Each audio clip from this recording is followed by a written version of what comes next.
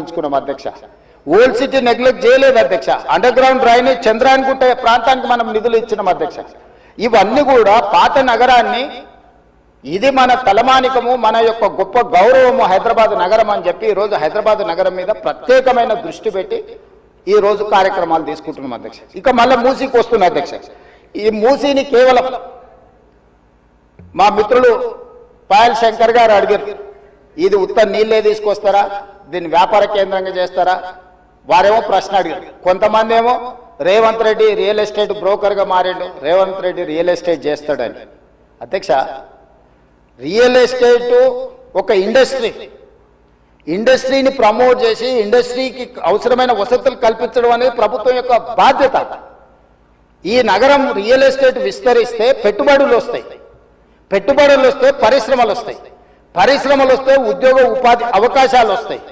ఈరోజు ఎకానమీని మనం పెంచుకోవాలంటే, ఆర్థిక వ్యవస్థ బలోపేతం కావాలంటే, ఆ రోజు కూడా ఇట్లనే మాట్లాడిన డాక్టర్ వైఎస్ రాజశేఖర రెడ్డి గారు, అంతకంటే ముందు నేదురుమల్లి జనార్దన్ రెడ్డి గారు హైటెక్ సిటీకి మొట్టమొదటిసారి ఫౌండేషన్ స్టోన్ వేసినప్పుడు పి జనార్దన్ రెడ్డి గారు పట్టుబట్టి మొట్టమొదట ఫౌండేషన్ స్టోన్ హైటెక్ సిటీకి పడ్డది. పి జనార్దన్ రెడ్డి గారు ఎమ్మెల్యేగా ఉన్నప్పుడు, నేదురుమల్లి జనార్దన్ రెడ్డి ముఖ్యమంత్రి ఉన్నప్పుడు పివి నరసింహారావు గారు వచ్చి మొదట హైటెక్ సిటీకి శిలాఫలకం వేసింది వాళ్ళు. తర్వాత ఆగిపోయింది. ఆ తర్వాత చంద్రబాబు నాయుడు గారు వచ్చిన తర్వాత మళ్ళీ చంద్రబాబు నాయుడు గారు, అటల్ బిహారీ వాజ్పేయి గారు వచ్చి హైటెక్ సిటీ నిర్మాణం చేశారు. ఆ రోజు కూడా ఇదే ఆరోపణలు చేశారు అధ్యక్ష. ప్రభుత్వం రియల్ ఎస్టేట్ వ్యాపారం చేస్తుందా, ప్రభుత్వానికి ఏం పని ఉంది అని. కానీ ఇలా విస్తరించిన నగరం ఎక్కడొచ్చింది అధ్యక్ష? సైబరాబాద్ అని గొప్పగా ఎందుకు చెప్పుకుంటున్నాం? ఐటీ కంపెనీలు, ఫార్మా కంపెనీలు, global capability centres, data centres, ఇవన్నీ ఎక్కడి నుంచి వచ్చినాయి అధ్యక్ష?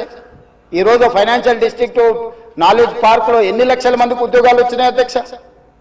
ఈరోజు విస్తరించే నగరం అర్బనైజేషన్ అవుతుంది అధ్యక్ష. పట్టణ ప్రాంతాలు పెరుగుతున్నాయి, పట్టణీకరణ జరుగుతుంది. ఈరోజు 55% జనాభా పట్టణాలలో నివసిస్తున్నారు అధ్యక్ష. రాబోయే 20-25 ఏళ్లలో 75% మన పట్టణాల యొక్క జనాభా పెరుగుతుంది అధ్యక్ష. కేవలం ఔటర్ రింగ్ రోడ్ ఇన్సైడే 1,34,00,000 మంది ప్రజలు నివసిస్తున్నారు అధ్యక్ష. 3,78,00,000 తెలంగాణ జనాభా ఉంటే ఔటర్ రింగ్ రోడ్ ఇన్సైడ్ మాత్రమే 1,34,00,000 మంది నివసిస్తున్నారు అధ్యక్ష. అంటే ఇక్కడ మోర్ దాన్ 1/3.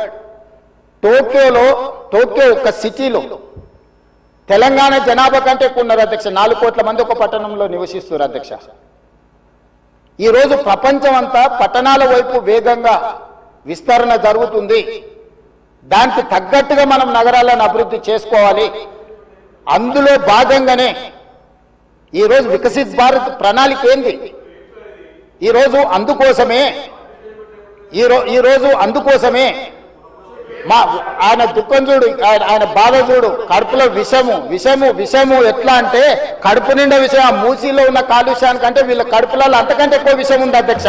విషం జిమ్ముతున్నారు. మీరు మూసి కాలుష్యమే ప్రమాదం అనుకుంటున్నారు అధ్యక్ష.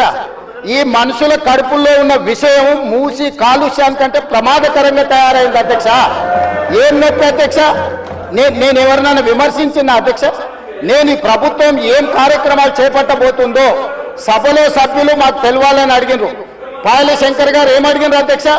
మేము సభ్యులము, ప్రభుత్వం ఏం చేస్తుందో మాకు వివరించండి, మేము కూడా మా చేతనైన సాయం చేస్తామని మాట్లాడినారు అధ్యక్ష.